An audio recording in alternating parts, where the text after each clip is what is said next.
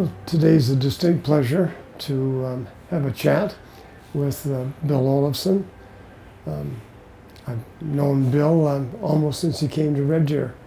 I think we were involved in some tourism committees way back when or then, and have watched over the years as Bill's turned his restaurant interest into a very successful one here at Earls, and has expanded his interest in the community to particularly involve philanthropy and contributions to the community that don't normally occur unless there's somebody like Bill Olafson to identify the problem and take on the challenge.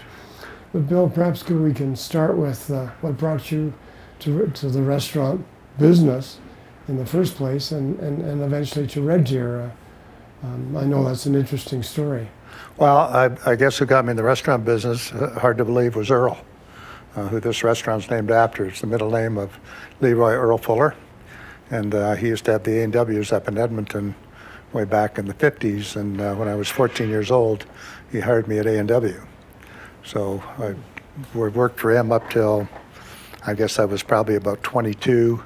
And then he kind of promoted me to the parent company of A&W, and I ended up working in Winnipeg and Montreal and Sudbury and all over Eastern Canada for about 10 years.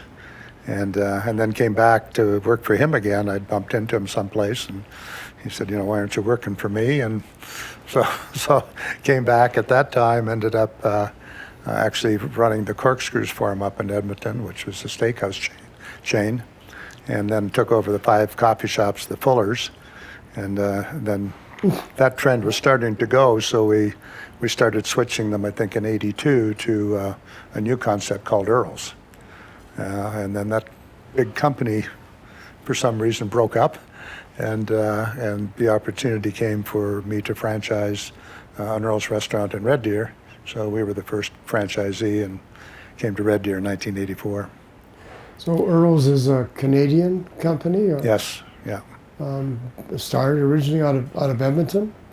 Started as A&Ws, and then they were into the steakhouses, coffee shops, Earls. Now they also own the Cactus Clubs, the Joey's. They're back up to about 120, 130 restaurants again. I believe they have about 25 in the United States too, and in most of the major cities, big restaurants in downtown area. Very much concentrated, I guess, in Western Canada. They are in Manitoba, Saskatchewan, Ontario, but BC and Alberta is their biggest footprint. Well, what is it, the concept or the people or both that's made Earls successful, particularly here in Red Deer? Well, I think what they have, the old man, Earl, was involved forever, and he's very much an entrepreneur in terms of starting things. Didn't always follow up as well. His sons have done a better job of that. And I think the reason for Earl's success is that they're very conscientious about the ever-changing trends and decor, and very big into training. They just have excellent training programs. So yeah, the boys have done a good job. Although COVID scared the heck out of them, but they've done a good job. Well, it scared the everybody. Heck out of the whole industry. Yeah. It's only now just coming back. And there were many restaurants, of course, that didn't make it. Right. One of the things that interested me about Earls is that there's only been one Earls in Red Deer. That you've not created or established a second Bob, I don't think I'm good enough to run 2 good restaurants. And so our efforts have been on making sure that this is the best of the best. And, start splitting our manpower between 2, one on the north, one on the south. Just wasn't a goal of ours, I guess. I wasn't interested in expanding, and we probably could have had more franchises in other areas. But I'm just very happy with Red Deer and being involved in the community, and I'm not as involved, of course, as I used to be, but I got an awful lot of pleasure out of being involved in projects of the community. Very involved with the Westerner for about 13 years, which was probably spent more time working on that than I did on my own business. Well, perhaps that's a great lead into some of your community activities. In terms of long-standing, that's not the only one, but tell us a bit about some of the major involvements you've had, and then how, as we go through them one by one, how they've evolved. Well, I think part of my interest in community work goes back to Edmonton. I think I was about 19 or 20, and a big organization at that time was called the Junior Chamber of Commerce, and they chartered a Southside club, and we had people like Cease Purvis was the charter member, went on to become mayor. Jim Bateman was on city council. I think the Junior Chamber of Commerce, the national president at the time was Davies, who went on to become Premier Ontario. I think our provincial president was Peter Lougheed, who went on to become the Premier of the province. George Rapard was the Director of Leadership Training. And Junior Chamber was about community work, but it was more about how a person matures and develops and learns to manage these things by doing community work. That was the byproduct, was what you did. So that was really interesting to me. So that kind of got me involved. I drifted a little bit away when I moved out east, because I was in so many different cities and a young family. But when we came back here, one of the things that was obvious, I think our population was about 48,000. I think the first week we were here, my wife had to register the kids in school and do a couple of things. And she goes to the school and meets the mother of a busboy we had just hired, goes someplace else and meets the wife of a lawyer we were dealing with, goes someplace else and meets somebody else. And this was we hadn't even been in town a week. And I think we realized that, this is not a big city. Everybody knows everybody. And if we're going to be successful here, we better have a good reputation. And I used to be a bit of a hard head in terms of my demands. And I said, down here, when we hire somebody, if we made a mistake, we're going to work and we're going to train them and we're going to retrain them and we're going to retrain them until their family says, what took you so long to get rid of them? And so we've been very conscientious of the people and the community, and I think it's worked well for us. Yes, you're quite right about Red Deer. I think I go back to the time when Red Deer only existed in the valley over the hill, and if you lived outside it, there was always a reason. It was usually to get away from the rest of the community. But it has certainly grown, as a halfway point between Calgary and Edmonton. But tell us a bit about the Westerner, which is and your involvement in it, as it's a pretty significant part of the Red Deer community. As you've probably seen from a distance, it's certainly had some recent challenges, larger than I think that it's faced in its whole 100+ years. Yeah. Yes.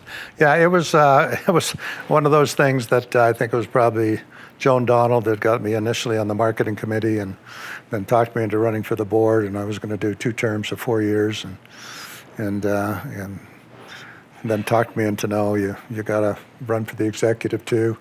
Well, that's like an 8-year term, because it was 2 years as second vice, 2 as first, 2 as president, 2 as past president, and there was a lot of changes going on at that time too, because it was just getting, in terms of what we were doing, getting bigger and bigger, and so it was really an interesting project for me, because I kind of like to be the boss and in charge, but now all of a sudden you're trying to do things through a board. You can't just, arbitrarily say, let's change the hot dogs that's here. We got to convince the right people to do it. And just, great people. I mean, the Donalds have been very involved with it forever. Mel Huff and, whatever, the Tower family. I mean, just very involved in the community, and it just becomes a passion. I mean, I kind of backed off it after I retired, because I felt I should step back and not be one of these old people trying to tell the new people what to do. But it was a great experience. Well, we'll go into great detail on its recent challenges, but fortunately the city has been a very strong supporter of the Westerner. reciprocally, the Westerners are a pretty integral part of the community in terms of some of the activities that it's brought to Red Deer that other communities have been unsuccessful at doing for one reason or another, like the Canadian Rodeo's finals are now here, and of course the Rebels are based there and so on. But Right. it, as Michael Daw has written in his history, it's a long-standing part, a progressive part of the community. But you've also been involved in other activities in the community, not just the Westerner. I think of the Rotary Club in particular. Yeah, it's sometimes hard to separate how much is Rotary and how much is not. I think one of my real big experiences, Bob, was I had phoned a fellow Rotarian, Jim McSween, one time, because he was involved with Boys and Girls Clubs, and said, I really want to get involved doing something. I'm not mature enough to be a big brother. What else can I do? And he said, well, we're doing a fundraiser over there, and because they got to do renovations, etc. So this is when the next meeting is. So I went to the meeting, and they were selling bricks for $25 each, trying to raise a couple $100,000. And I kind of questioned how many bricks you got to sell at $25. And they kind of looked at me. It's like, well, why are you here again? And so I phoned Jim the next day, and I said, Jim, they're wonderful people, and they really mean well. You can't sell enough bricks at $25 to raise that kind of money. But I said, if you will take over the chairmanship so that I can knock on doors, I'll get you the money. So actually, Jim McSween and Scotty Howell took over as co-chairman. We had a meeting here, so we're a committee of 3. We had a meeting here, and at that time we were doing some things. And I'm thinking, I'm going to do a 3-year fundraiser, and I'm thinking, we'll probably do $1,000 a year for 3 years, which would have been one of our bigger commitments at that stage of our development in the restaurant. And one of them said to the other one that, I read someplace that, to be successful, the committee should put in money first, and then you've got a fund when you already start. So Scotty looks at Jim and says, so what are you going to put in, Jim? And Jim says, well, I talked to Tricia, and we're going to do $10,000 over 3 years. And my heart kind of went like this, because that was a little more than my $3,000. And then he said to Scotty, so what are you thinking, Scotty? And Scotty says, I haven't talked to Bill for sure, but that's the number I'm thinking too. And they look at me and said, what do you do? And I said, I guess I'm in for 10,000. So, but the 2 things that happened out of that, one was, I've never had that much trouble asking people for money, but now that my money's on the line, it was even easier. I mean, I'm a salesperson now. I'm really committed. I think the other thing that really happened, Bob, at the end of the year, it was $3,000, tax deductible. It's kind of like, I never missed a meal. I never missed a bottle of wine. I mean, I didn't miss anything out of my life for that $3,000. So it really wasn't that significant, and it really wasn't that painful to do. So that was a real eye-opener for me in terms of probably being more in the fundraising business than, not necessarily the guy that rolled up his sleeves and did the work, but I'm probably a better fundraiser than that's probably my expertise, I guess. But it certainly made me a good salesman. Well, I recall that like the Rotary Club itself put, I think, $50,000 into that project, which is about a $450,000 or thereabouts project to create a new building, and it's one of those community activities that's been so well managed over time that like attract like, good people attract good people, and good people operating that program have attracted many others. Yeah. But one of the programs that, I don't know whether it's how the 2 got related, but there's a Camp Alexo out, on the other side of, up near Nordegg, that is closely associated with the Boys and Girls Club, Right. But, with their name changes and stuff. But perhaps you'd go over the relationship between the 2 and then talk a bit about that major renovation project that you undertook. Well, what happened there is Johnson had made a presentation to Rotary, and I think it was of a $3 million renovation project for Camp Alexo. So I had taken the stuff home with me, and I'm just shaking my head, like there's no way. I'm going to intercede because I do recall at the beginning he was looking for maybe $1 million. And somebody, and perhaps it was yourself, said, that's not enough to do the job. And all of a sudden the one became 3. Yeah. That would be a Bill Olafson. Actually what happened is that I'm thinking that like there's no way you can raise that money at a Red Deer to be spent that far out of town. It's just not going to happen. And a friend of mine, when we had a place out at Sylvan Lake, had got a couple of guys together. They said, Bill, you got to have a bunkhouse. Well, I'm no great builder. It's like, well, you buy a steak and lobster and a few drinks, and we'll build you the bunkhouse if you pay for the material. And a bunch of guys came out in one day, and they put up a 4-bed bunkhouse with heaters and electricity and everything else in it in one day. And so I'm sitting there, and friend Terry Lowen comes over, and I said to him, this is a huge project. I know it's needed. But I said, look, there's no way that kind of money is going to be raised. But there's a bunch of little, and there was like, I don't know, 25, 30 projects, everything from outhouses to play areas to kitchen renovations and flooring. And I said, why don't we just get a bunch of guys, go out for a day, I'm thinking the bunkhouse, go out for a day, you get 10 tradespeople, I'll get 10 volunteers, I'll put up the money, and let's just see what we can do. And Terry's like, well, why don't we go out for the weekend? Well, yeah, I guess we could go out for the weekend too. I mean, that's fine. Well, Terry kind of takes it over, and it just escalates. And in the meantime, I'm getting away for holidays, and I would come back, and Terry would say to me, okay, we got 130 volunteers now. And I'm like, what? Terry, we had them there for 3 days. We got to feed them. What are we going to do with this many volunteers? And then we'd meet here 2 weeks later, and he'd say, we're up to 180 volunteers now. It's like, this is crazy. And I think the majority of the money, if I remember, probably came from one of those dance-offs that they did. But it just kept building and building, and Terry just put pressure on, particularly the tradespeople, and literally took it over. Like, Terry almost lived there for a month, did up all the design plans for all the buildings, etc. I think that weekend there was 315 volunteers out there.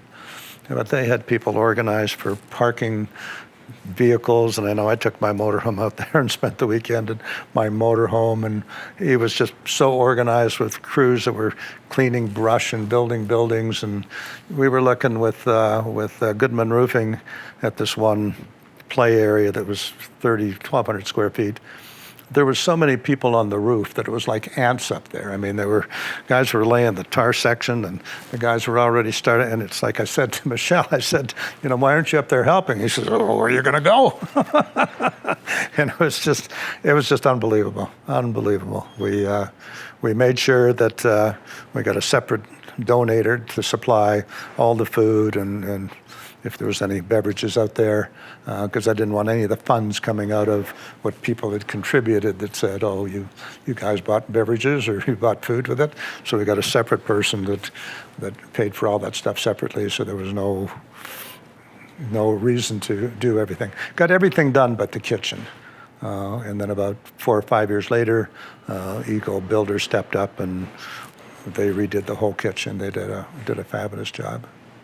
I thought one of my real fun projects with Rotary was I kind of felt that we'd really drifted into doing our regular fundraisers on a regular basis. We did our spring supper and our fall supper, and we did 50-50.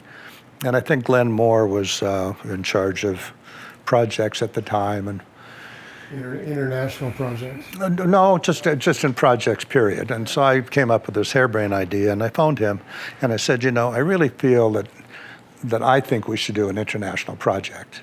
But I said, I don't want to be pushing the club around or anything else. But Glenn, if I can raise $35,000, will the club match that $35,000 to do an international project?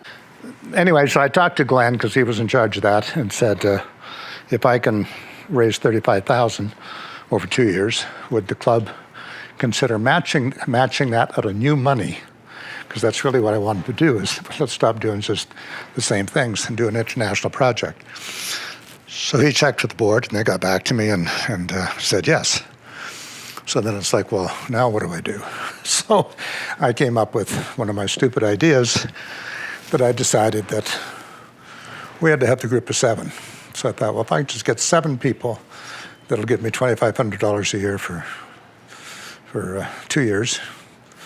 We got the group of 7, and how can you argue with a name like the group of 7? So of course I was going to be in, and my first meeting I think was with Jack Donald on a Monday morning. But Ray Macbeth had stopped in for coffee, and I told him what I was going to do. I was going to meet with Jack, and Ray says, well, I want to be in.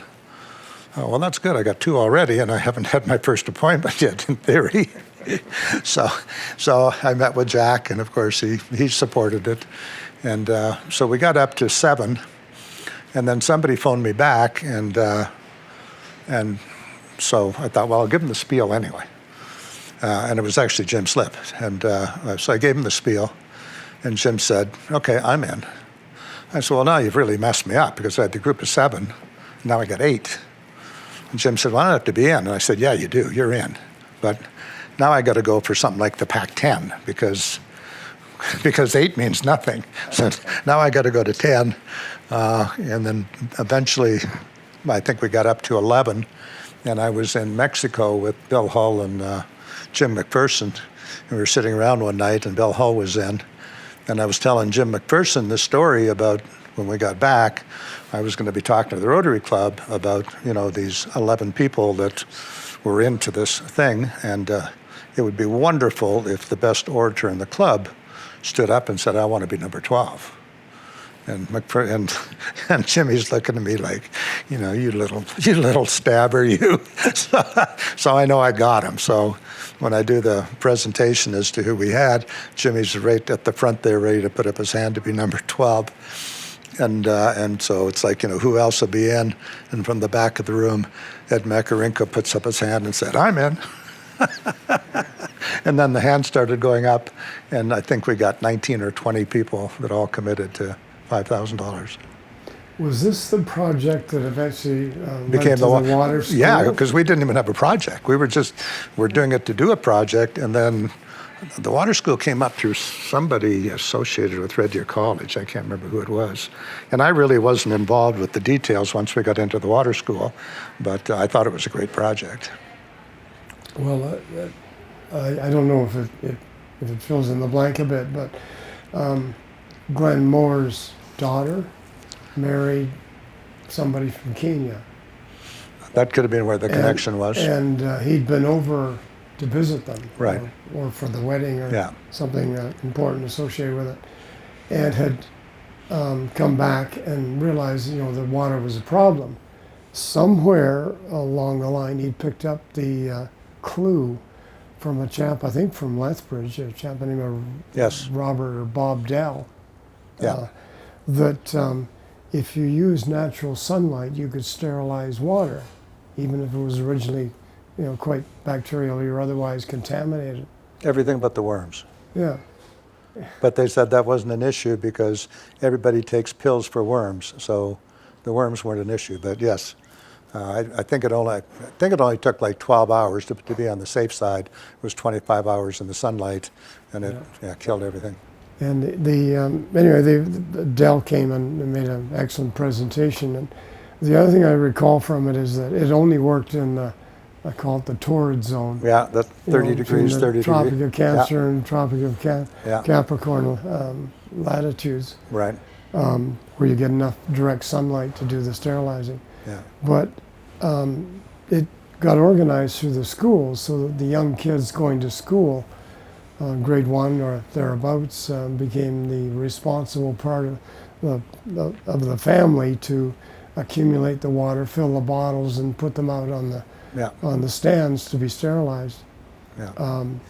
Anyway, it went very well, but what I remember, and you're going to have to fill in the blank for me because I didn't realize there was such a precedent to this, but what I remember is Bill Olafson coming to the meeting and asking for $5,000 from whoever would contribute, and within 5 minutes had enough hands raised to raise $100,000, and that stands as a record for the club.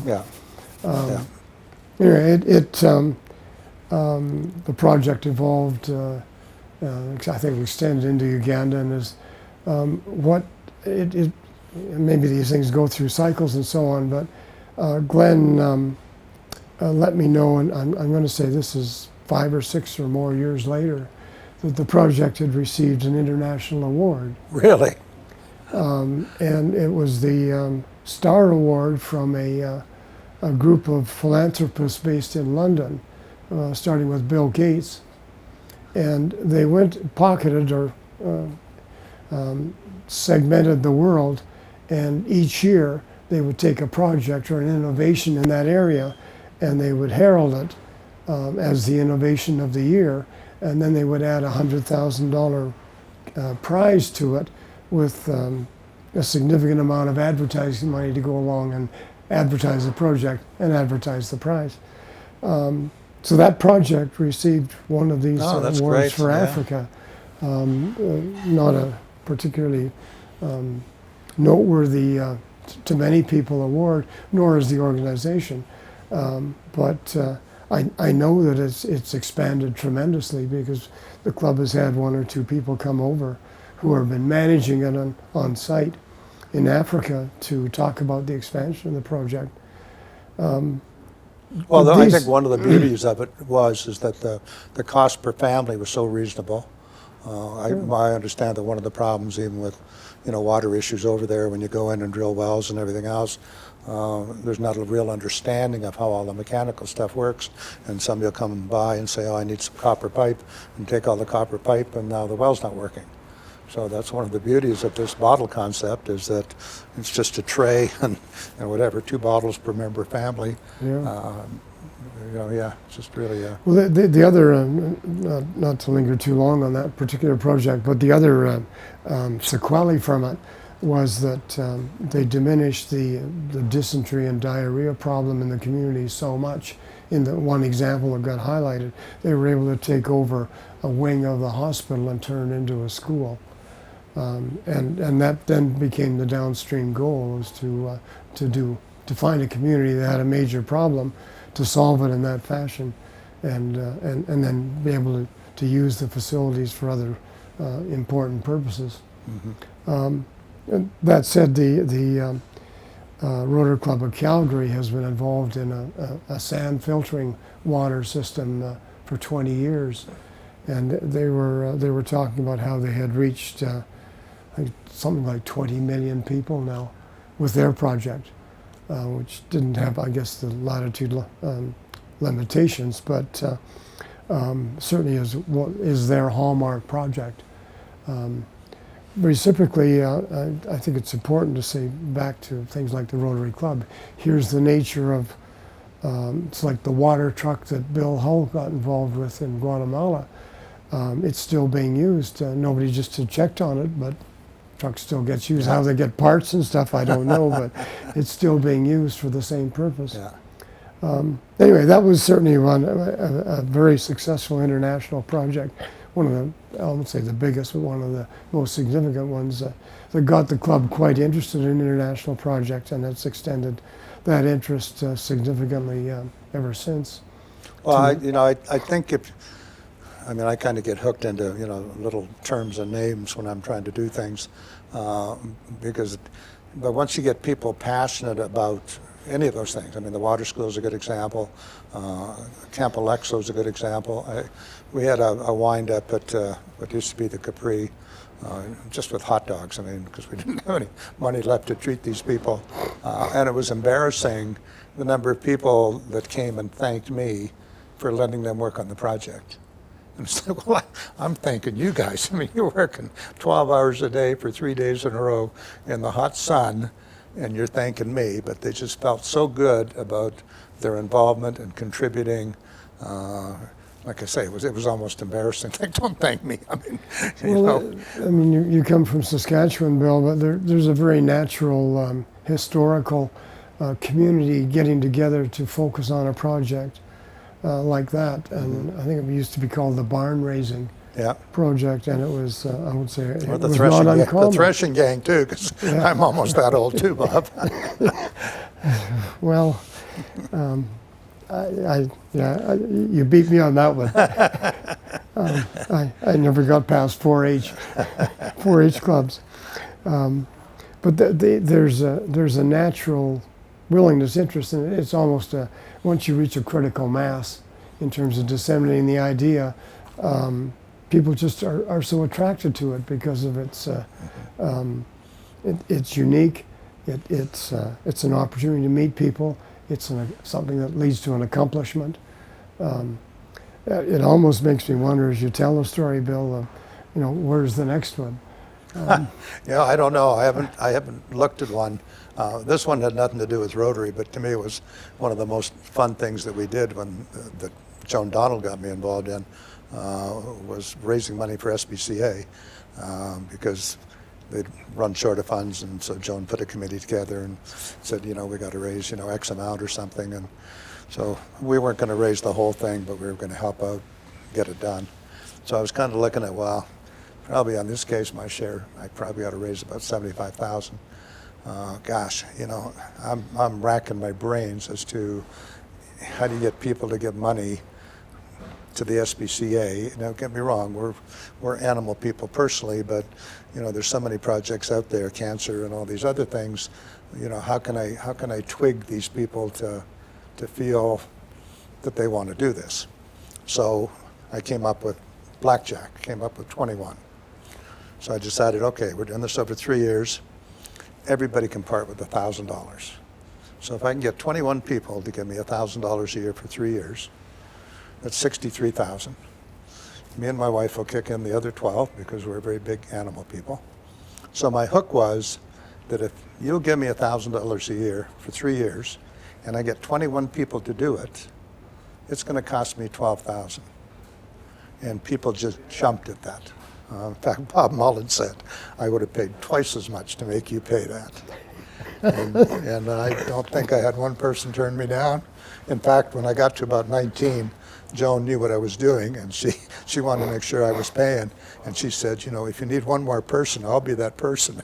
Why would you be supporting me, Joan? But anyway, I got my 21, and I think people felt good about it because they felt, boy, we stuck it to Bill. And I'm thinking, hey, I didn't stick it to you, but we raised 75 grand. So to me, those things are fun. And, to me, we are so fortunate to live in Alberta. I mean, I lived in a variety of places in Canada, and they were interesting and fun. I wouldn't trade them for, Alberta or Western Canada. I mean, we are so fortunate. We're still a hat province. We get upset that we're contributing more than we think we should, but I think it also shows that, we've just got a better quality lifestyle out here than what most people in Canada have. And we should be, sharing it, not worrying about not sharing it.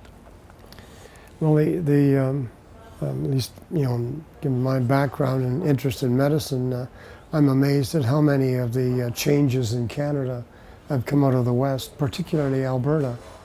And there's all sorts of rationales for that. I remember once mentioning that to a chap named John Ralston Saul, who was Adriana Clarkson's husband and the senior philosopher in Canada at the time. And he said, you're quite right. He said some of it is because it was based on immigration. It brought people with different ideas together, but it also had a newness to it. It wasn't restricted, and brought that enthusiasm and newness to the country, and then that alone generated ideas and changes that were extended throughout the country.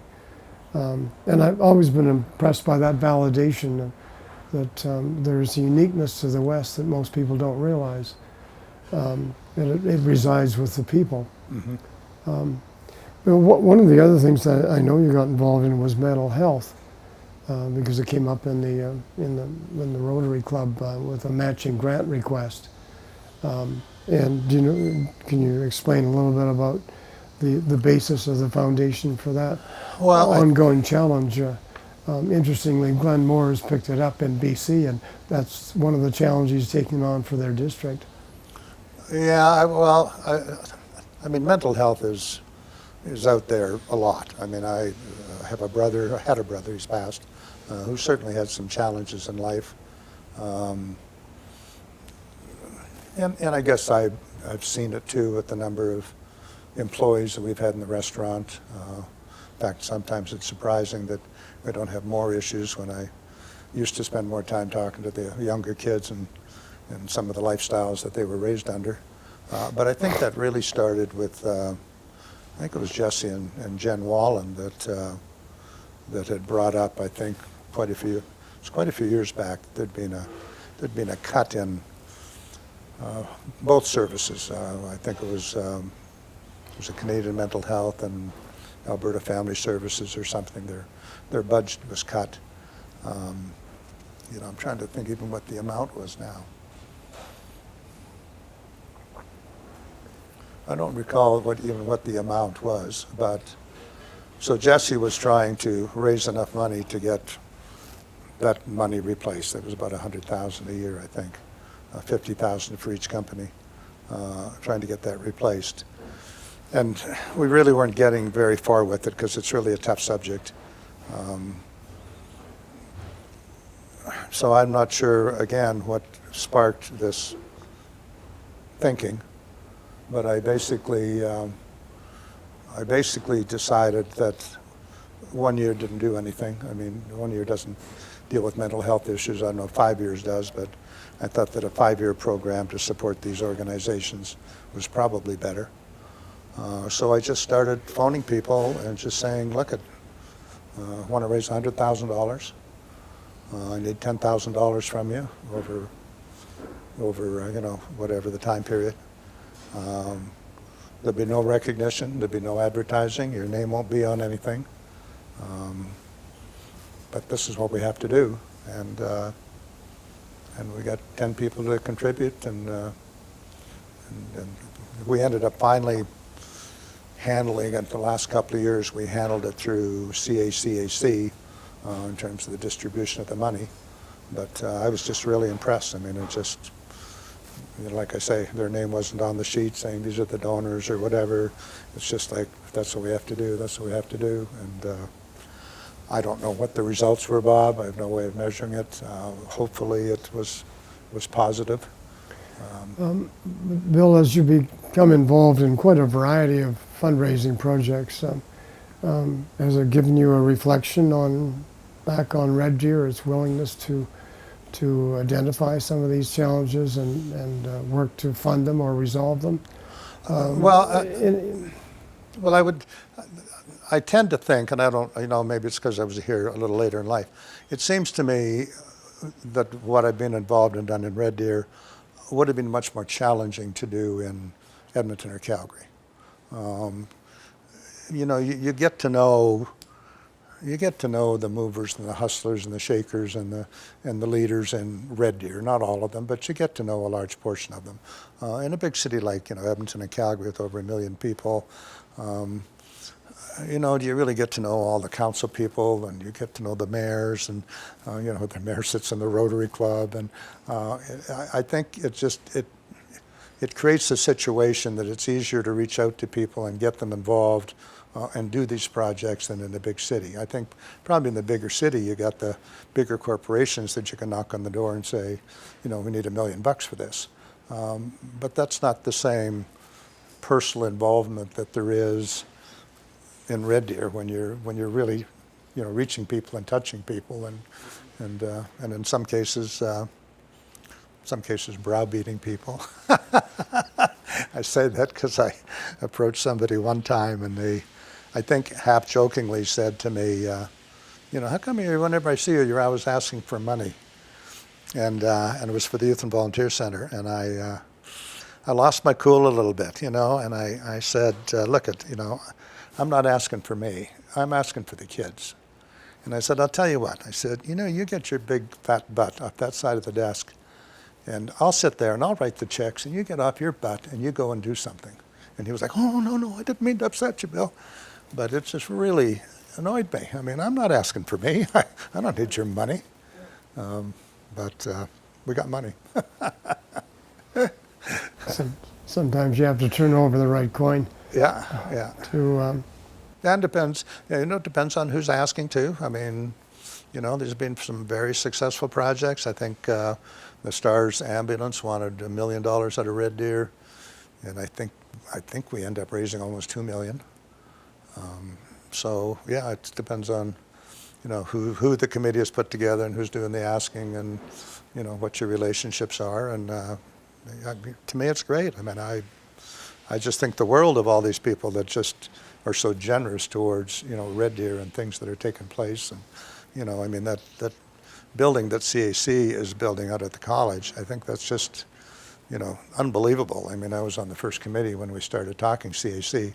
Hard to believe that was 7 years ago.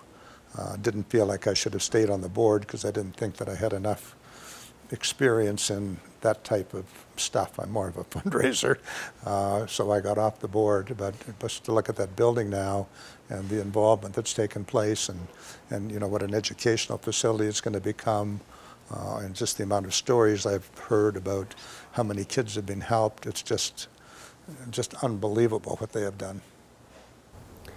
Well, in talking with Joel and Joel Ward and so on at the college, to some extent, the a university facility like this one has had to grow by taking advantage of opportunities.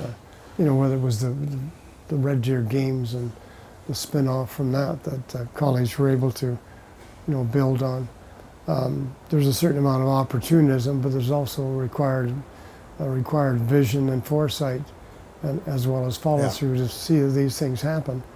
And I'm just terribly impressed at how well the Red Deer College has grown, despite some challenges and unwillingness to even call it a university, being the last, Red Deer being the last medium-sized community without a university in the province.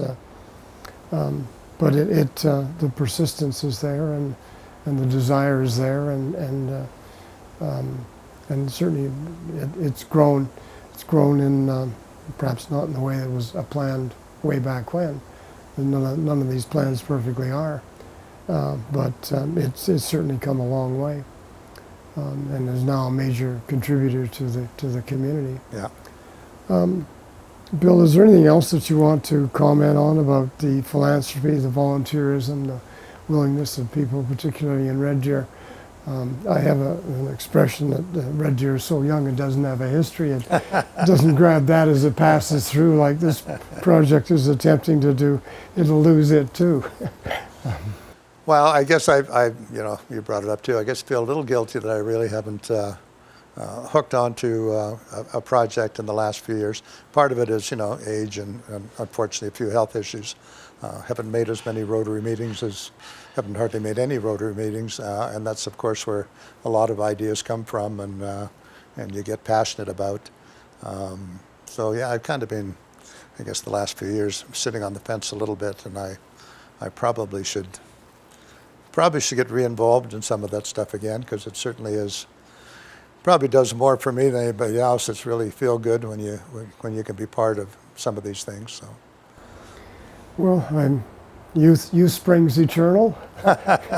You can always go back to where you left off last time, Bill.